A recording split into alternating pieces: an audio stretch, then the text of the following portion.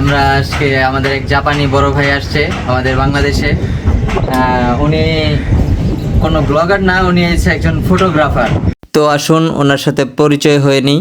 আমরা তার কাছে যাচ্ছি বিস্তারিত জানতে, কি বলে তার শুনে আসি।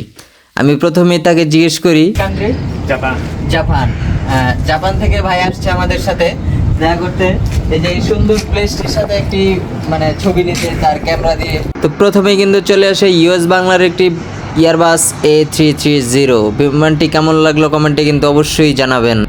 আমাদের ভিডিওটি কেমন লাগলো আর আমাদের সাথে শেষ পর্যন্ত থাকবেন, ধন্যবাদ। ইউএস বাংলার পরে কিন্তু চলে আসে ইয়ারেস্ট্রা, তারপরেই চলে আসে থাই এয়ারওয়েজের ইয়ারবাস A330। বিমানটি কিন্তু অসাধারণ।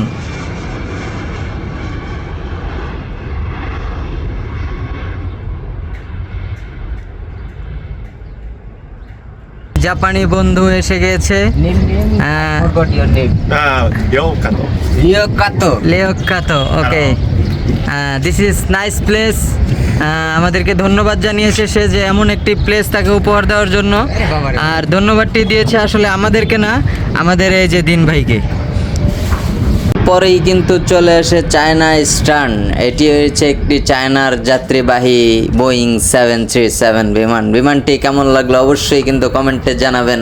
তারপরেই কিন্তু একটি এটিআর টেক অফ করে। এটিআরটির কালারটিও ছিল খুবই চমৎকার।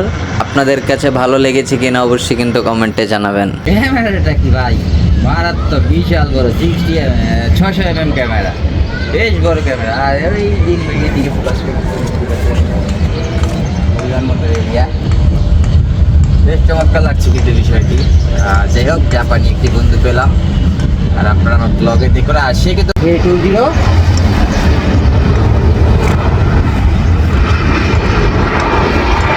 বিমানটি ফটো তুলে নিয়েছে।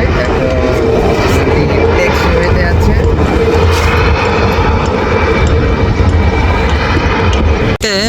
আমরা বেশ কিছুক্ষণ ভিডিও করলাম, তো এখন আমরা চলে যাচ্ছি অন্য আরেকটি প্লেসে। তো আমরা অবশ্যই অন্য প্লেসেরটিকে আপনাদেরকে দেখানোর চেষ্টা করছি, ধন্যবাদ। এই সেই অন্য একটি প্লেস দেখতেই পাচ্ছেন, একদম হাত দিয়ে ধরে ফেলতে পারবেন আপনি বিমানটিকে, যে এত কাছ থেকে আপনি বিমানটিকে দেখতে পাচ্ছেন। অসাধারণ। আপনাদের কাছে কেমন লাগলো সেটি কিন্তু অবশ্যই জানাবেন। সবশেষে কিন্তু এবার চলে যাব আমরা বিদায় নিতে। তো পুরো ব্লগটি আপনাদের কাছে কেমন লেগেছে এটি কিন্তু অবশ্যই কমেন্টে জানাবেন। আর আপনাদের একটি কমেন্টই অনুপ্রেরণা করবে আমাকে নতুন একটি ব্লগ বানানোর।